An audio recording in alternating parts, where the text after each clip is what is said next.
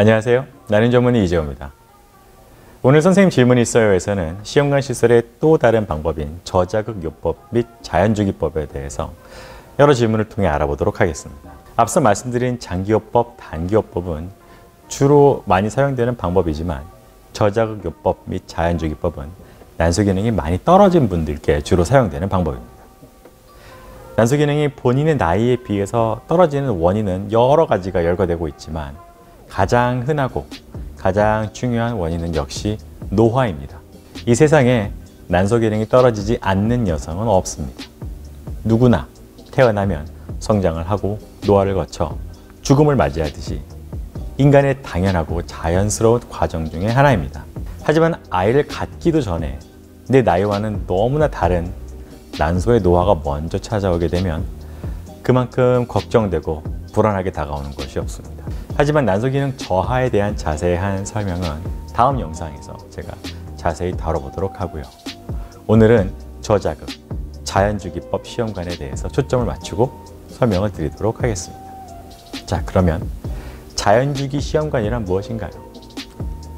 1970년대 말 첫 시험관 아기 시술은 과배란 유도 주사제, 조기 배란 억제제 이런 게 없었기 때문에 말 그대로 순수한 여성의 몸의 모든 것을 맞춘 자연적 생리주기 시험관 시술이었습니다. 온전히 여성분의 배란 주기 맞춰서 난자 채취를 했기 때문에 새벽이든 밤이든 모두 모여서 난자 채취를 진행을 했고요. 초음파도 없었기 때문에 난포를 볼 수도 없었고 채취 시간이 조금만 어긋나도 배란이 되어버리기 때문에 실패해버리는 경우가 굉장히 많았습니다. 하지만 이후 여러 가지 약제가 개발이 되기 시작했고요. 과배란 유도 주사제로 한꺼번에 여러 개의 난포를 성장시키면서 기량제, GnRH 안타고니스트 등을 통해서 조기 배란을 예방할 수도 있게 되면서 시험관 아기 시술의 성적이 향상되기 시작했습니다. 그리고 그 뒤부터는 과배란 유도 시험관 아기 시술이 스탠다드한 프로토콜로 자리 잡게 되어서 지금까지 이어지고 있습니다. 하지만 최근에는 모든 환자들에게 일관적으로 과배란 유도 시험관 아기 시술을 적용하는 것에 대해서 반대하는 의견들이 늘어나고 있습니다. 과배란 주사의 부작용을 줄이기 위해서 본래의 방법으로 돌아가는 움직임이 나타나기 시작했고요. 다시 자연주기 혹은 저자극 시험관 아기 시술에 대해 관심을 가지는 의사 선생님들도 많이 생겨나기 시작했습니다. 그렇다면 자연주기 시험관 아기 시술은 누구한테, 누구에게 적합한 시술일까요? 자연주기 시험관 아기 시술은 사실 모든 여성에게 시험해 볼 수 있는 시술입니다. 하지만 일반적으로는 난소 기능이 좋고 젊은 여성들의 경우에 과배란 유도를 통한 고식적인 일반적인 시험관 아기 시술 컨벤셔널 IVF를 하는 것이 늘 더 높은 임신율을 보장해 주기 때문에 자연주기보다는 먼저 일반 시험관 시술을 우선적으로 추천을 해드리게 됩니다. 하지만 아주 높은 용량 과배란 유도 주사제를 매번 맞더라도 1개 혹은 2개만 난자가 채취되는 난소 기능 저하 여성분들에게는 자연주기 시험관 아기 시술이 적합한 시술 방법 중에 하나입니다. 또 과배란 유도를 통한 시험관 아기 시술의 경우 실패하면 휴식 기간이 필요합니다. 하지만 자연주기 시험관 아기 시술의 경우에는 매달 시행이 가능하다는 장점이 있습니다. 본인에게 어떤 프로토콜이 적합한지는 난소 예비능 검사 결과 AMH 호르몬 및 호르몬 검사 FSH, LH, 에스트로겐 또 생리 이틀에서 5일째 관찰되는 동난포 개수, 크기 그리고 예전에 사용했던 프로토콜에 대한 반응 그다음에 환자분의 선호도에 따라서 결정을 합니다. 자연주기 시험관 아기 저자극요법 이런 것들은 어떻게 다른가요? 이들에 대한 일단 정의부터 한번 알아보겠습니다. 자연주기 시험관 아기 시술 내추럴 사이클 IVF는 말 그대로 아무 약도 사용하지 않고 순수하게 여성분의 생리 주기에 맞춰서 배란 직전의 난자를 채취하는 것을 말합니다. 하지만 순수한 자연주기 시험관 아기 시술의 경우에는 말 그대로 몸의 생리를 그대로 따라가는 거기 때문에 이 배란의 시간이 매달 하여튼 매일 정해져 있지가 않습니다. 새벽에 될 수도 있고요. 밤 늦게 될 수도 있습니다. 그러면 의사, 간호사, 연구원, 환자 보호자 모두 모여서 그때를 맞춰서 채취를 해야 되는 상황이 발생하기 때문에 가정과 직장에 있는 우리 모두에게는 사실 적합하지 않은 방법일 때도 많습니다. 그래서 병원에서 하는 자연주기 시험관 아기 시술의 경우에는 난포 성숙 주사, 난포 터지는 주사를 어느 정도는 사용하게 됩니다. 적절하지만 모두가 무리하지 않고 모일 수 있는 시간에 맞춰서 채취를 할 수 있도록 난포 성숙 주사를 정해진 시간에 맞으면 정해진, 되도록이면 오전 시간에 난자 채취를 할 수 있도록 성숙이 딱 완성이 됩니다.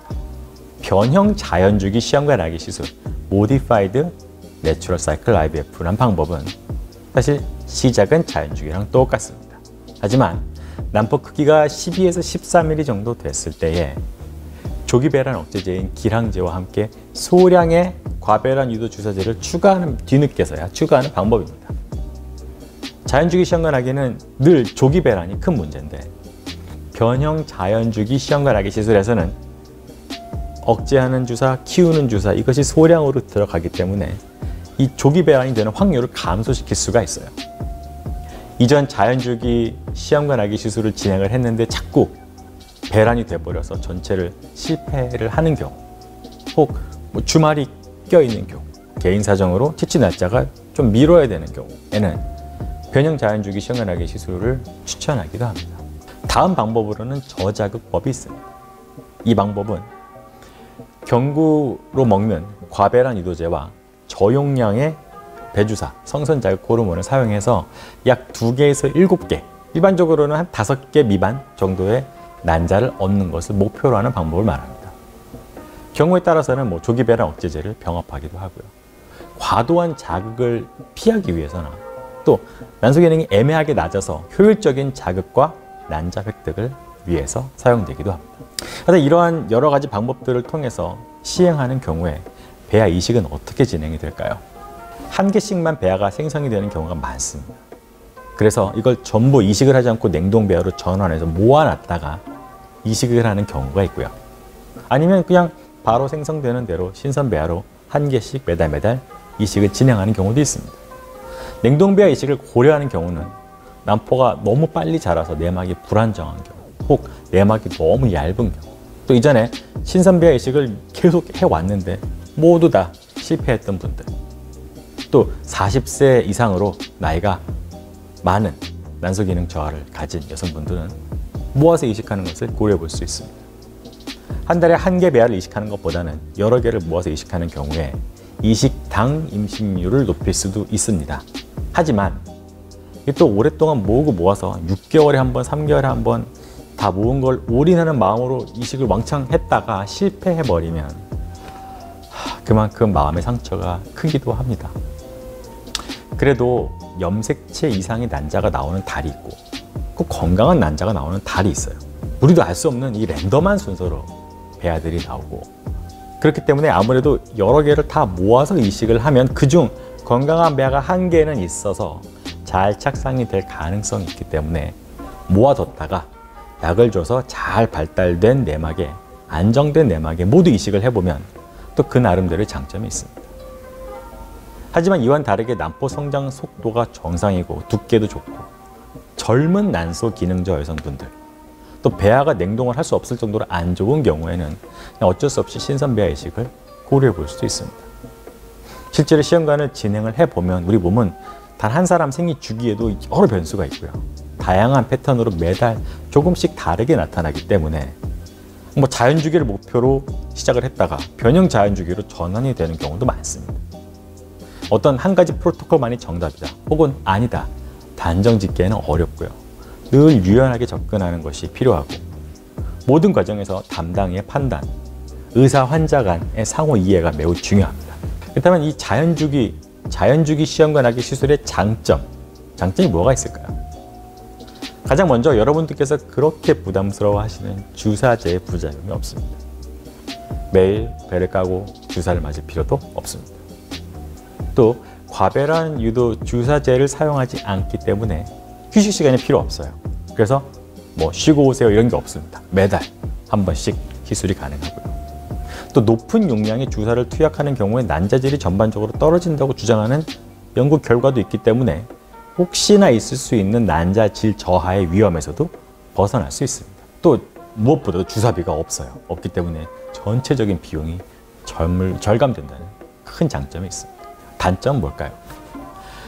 매달 한두 개만 난자가 채취되기 때문에 정상 난소 기능을 가진 여성들은 주기당 임신율이 주사를 맞았던 과배란 유도를 통한 시험관보다 자연주기가 더 낮습니다. 성공률이 더 낮아요. 주사를 쓰면 제가 좀 전에 난자질이 저하될 수 있다 말씀드렸지만 과배란을 해서 여러 개 난자를 나오게 하는 이점을 상쇄시킬 만큼의 질 저하는 아닙니다. 또 난포가 한두 개밖에 성장하지 않기 때문에 그 난포에 모든 걸 다 걸어야 돼요. 그 한 개가 안 나오고 공난포인 경우에는 그냥 그 자리에서 전체 주기가 종료되고 취소되어 버리는 거죠. 조기배란 억제제를 사용하지 않는 자연주기 시험관하기 시술의 경우에는 조기배란 공난포의 가능성이 조금 더 높아요. 물론 중간에 혈액 검사를 하고 초음파로 추적 관찰을 하면서 본다면 조기배란 및 공난포 확률은 낮출 수 있으니까 크게 걱정할 일은 아닙니다만 또 자연주기, 변형 자연주기 시험관하기 시술을 사용을 해서 이런 단점을 보완할 수도 있어요. 정리해보면 자연주기 시험관하기 시술은 모든 여성들에게 시도는 해볼 수 있습니다.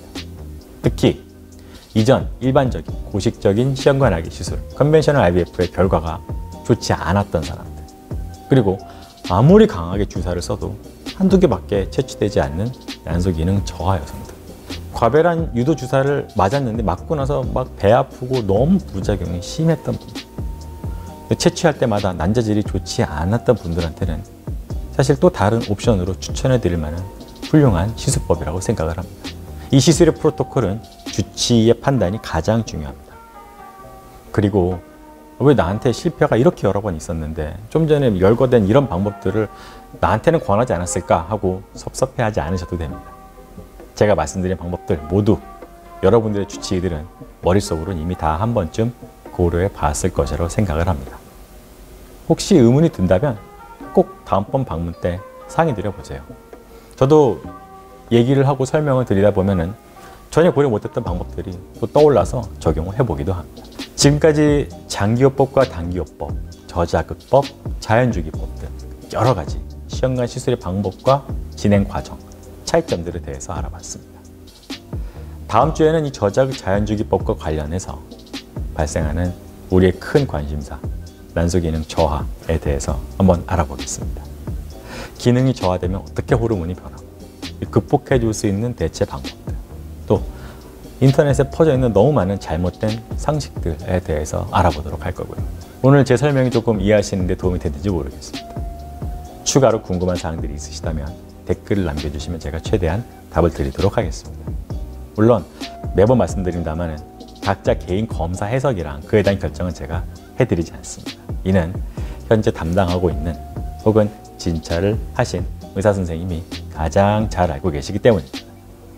댓글을 통한 개인 진료는 최대한 제가 자제할 것임을 미리 알려드립니다.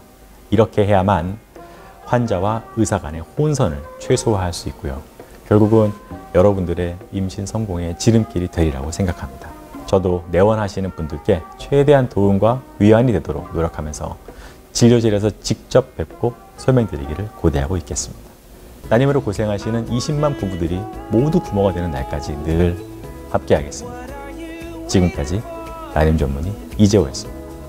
여러분, 이번 달에는 꼭 성공하세요. 감사합니다.